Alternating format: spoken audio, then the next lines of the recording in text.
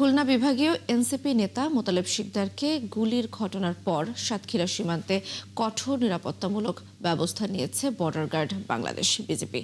সীমান্ত দিয়ে অপরাধীদের পালানো ঠেকাতে চেকপোস্ট ও অতিরিক্ত টহল জোরদার করা হয়েছে। সাতক্ষীরা ৩৩ বিজিবির উপ অধিনায়ক সাদমান সাদিক জানান, সীমান্ত দিয়ে যেন কেউ প্রবেশ ও পার হতে না পারে সেজন্য নিয়মিত টহলের পাশাপাশি অতিরিক্ত ২৮টি টহল রাখা হচ্ছে। একই সঙ্গে সীমান্তে অতিরিক্ত ৭টি চেকপোস্ট বসানো হয়েছে।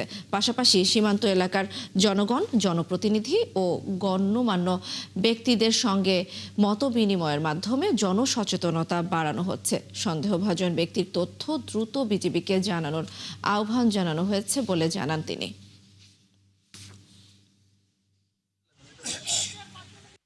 সাতক্ষীরা বিজিবির পক্ষ থেকে আমরা সীমান্তে সর্বোচ্চ সতর্কতা এবং গোয়েন্দা তৎপরতা কার্যক্রম পরিচালনা করছি। এছাড়াও আপনারা দেখতে পাচ্ছেন আসার পথে বিভিন্ন জায়গায় আমাদের নিয়মিত চেকপোস্টের পাশাপাশি আমরা বিভিন্ন জাংশন পয়েন্টে বিশেষ চেকপোস্ট স্থাপন করেছি।